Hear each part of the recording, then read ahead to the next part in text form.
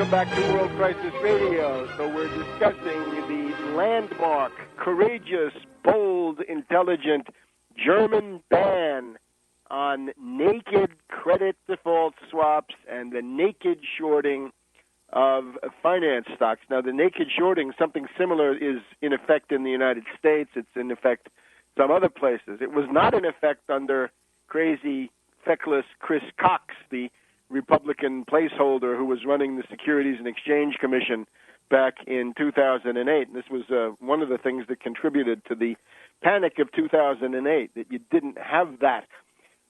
But in the case of the Germans, the big thing is the ban on naked credit default swaps. Now, the wretched performance of Sarkozy promotes him to a Euro wimp.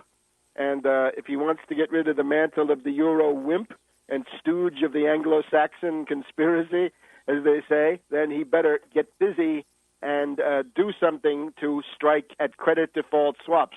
While you're doing it, you better ban all credit default swaps, all of them, because all of them represent insurance policies which are written by companies or individuals even that do not qualify as insurance companies. And while you're doing it, as even Lloyd Blankfein had talked about in his hearings there when he was on the hot seat, you better ban synthetic collateralized debt obligations, the synthetic CDO or CDO squared.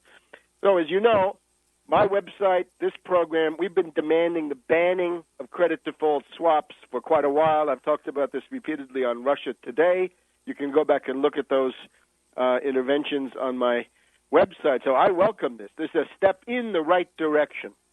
Portugal came out and said that they had such a ban. I think this refers to the naked shorts of the financial stocks, and that they would keep them. The French have not. Now, there's a European finance ministers meeting today, Friday, which I do not yet have a good line on. We'll have to see what happens with this.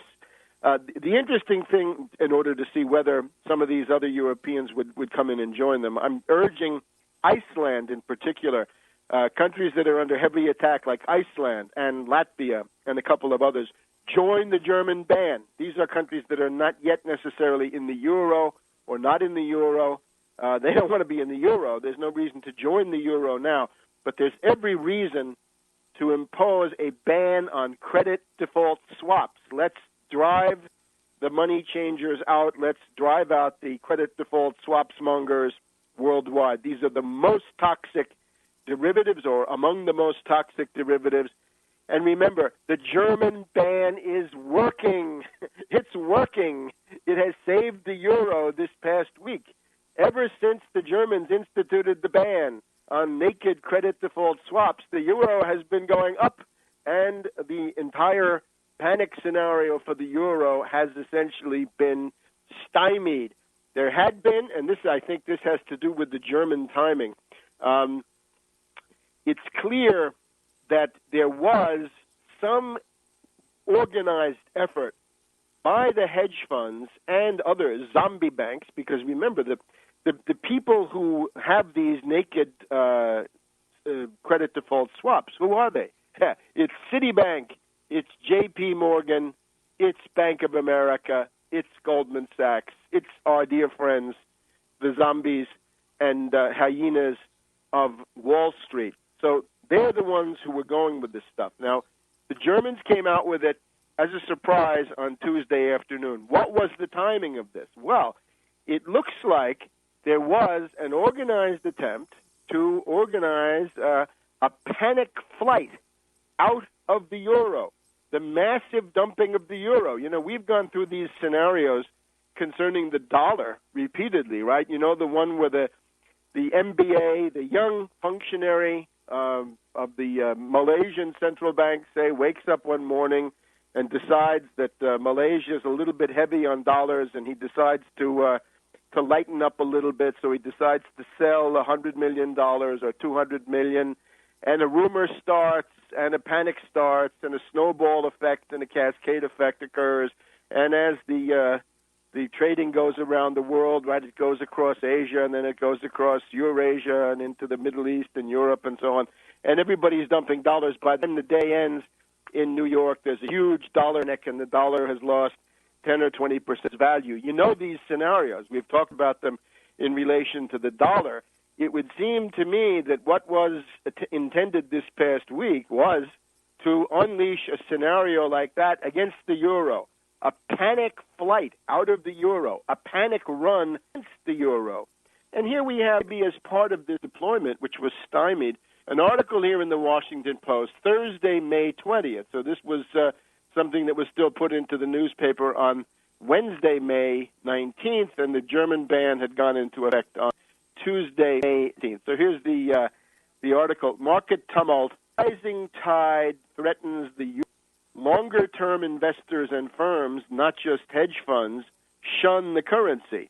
And here we read, some of the world's largest money managers and central banks have become increasingly skeptical of the euro, present threat to the common currency's prospects. So far during the euro month-long descent, attention has been focused on hedge fund selling of European assets, but central banks and large managers have a much larger influence on foreign exchange markets. And even if they don't dump euro assets, a mere pause in their buying could weigh heavily on that currency. So the idea is that they're essentially saying South Korea means that they find the euro less attractive, and above all, China, right? So they're basically saying China had been diversifying. Will they keep doing that, and so forth? But I think lurking behind the verbiage of this article, as you hear, is some kind of a cabal of central bankers, maybe, and zombie bankers for sure, and hedge fund hyena in any case, to organize a panic run on the euro. So and they would use credit default swaps as a part of it against these obvious bonds, including the German bond, the Bund. So it seems to me that the Germans were acting to preempt. They could see the attack gathering, and they decided to knock it off balance with these very interesting measures. Now, there was a lot of screaming and whining, not just on the principled issue, right? Is it legitimate for a national government to defend itself against hedge fund hyenas and zombie bankers? Some say no, globalization rules the world.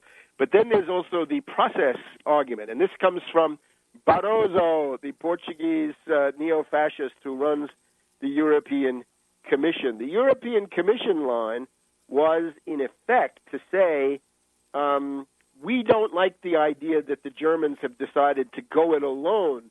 We need a common European response, says Barroso and company.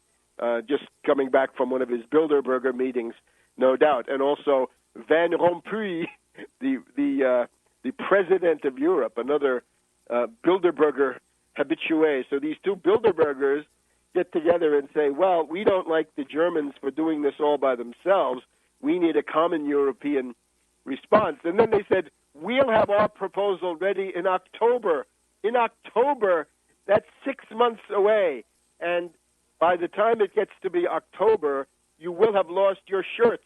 You'll be dressed in a barrel and living under a bridge, dear Europeans. So don't wait for the ponderous, elephantine, Byzantine Eurocrats and Euroglarks of the European Commission. And, of course, if you look at my website, you can see that there are important moves in the European bureaucracy to impose a Tobin tax and to regulate hedge funds. Both the Parliament and the finance ministers want to regulate hedge funds. But the time scale involved is forever, at a snail's pace. So the Germans needed to act, and they acted quickly, and they were right to do it. Back in a minute.